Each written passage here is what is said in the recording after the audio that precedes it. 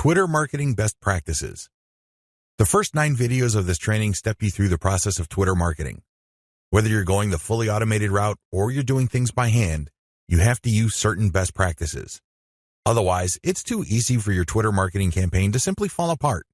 The vast majority of people who try their hand at Twitter marketing simply do not succeed. It's not because these people are dumb. It's not because these people are hopeless in terms of execution. They just did not have a plan. They also did not follow certain best practices that would have increased their chances of success. Here are just some best practices that I've learned marketing successfully on Twitter for several years. Element by element optimization. When you're optimizing content on Twitter, it's a good idea to focus on one element at a time. What is an element? Well, it's just part of a tweet. It could be the question. It could be the link. It could be the hashtag. When you're optimizing for the highest amount of engagement and click-through, you have to change your tweet section by section. You can't just change them dramatically overnight because even if you do get some sort of improvement, you don't know which part accounts for that improvement. You're completely in the dark. On the other hand, if you optimize element by element, you can clearly identify which part you changed and reasonably conclude that this accounts for the improvement. Once you're no longer getting a nice improvement or you peaked with a particular element, then you switch to the next element. With Twitter, this is pretty straightforward. You play around with many different question variations until you get one that gets clicked a lot.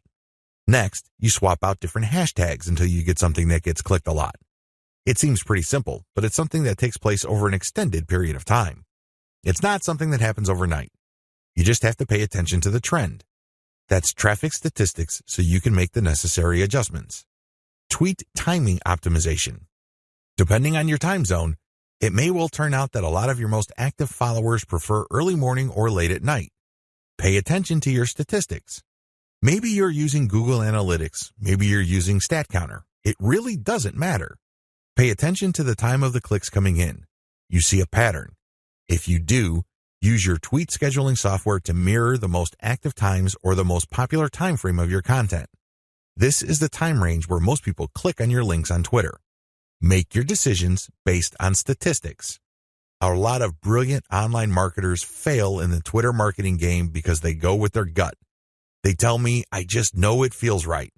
Alternatively, they tell me that their gut is telling them something. 9 times out of 10, these people fail. Again, they're not dumb. They're not stupid. Instead, they base their decision on feelings. Unfortunately, in this game, feelings can only take you so far. In fact, hunches often lead to dead ends. If you're going to be making a decision involving your content, your conversion pages, your mailing list, or whatnot, pay attention to statistics. Make sure you can justify whatever changes you make with hard numbers.